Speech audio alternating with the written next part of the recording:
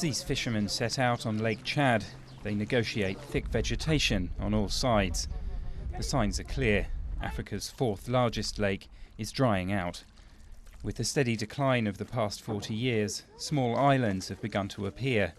Their fertile soils and abundant fish stocks attract families from the Sahel, the dry lands bordering the Sahara Desert. Kenessarom is home to around 6,000 people, including Mahamat. He joins a neighbour for evening prayer.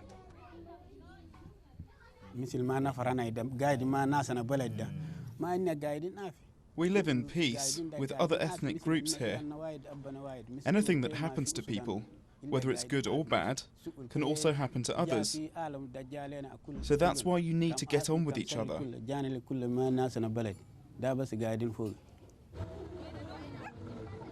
And yet, all the while, the lake itself is proving ever less generous.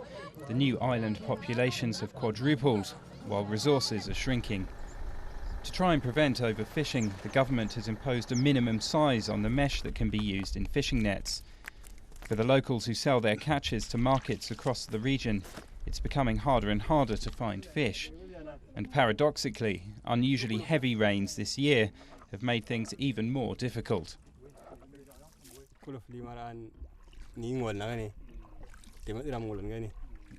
There's too much water, and the mesh of our nets is too big.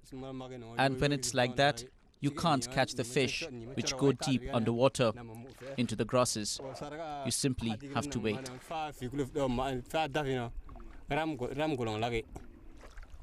Omar returns home empty-handed.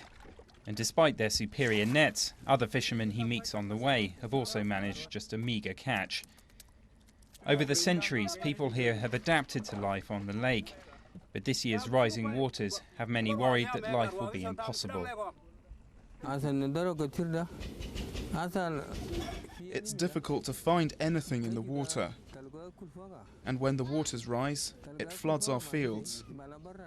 If things carry on like this, hunger will be waiting for us, because we haven't had the time to plant any other food.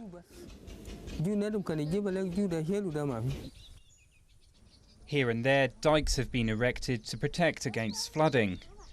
But in the longer term, communities here face the opposite problem. Though it may be hard to imagine, Lake Chad is slowly disappearing.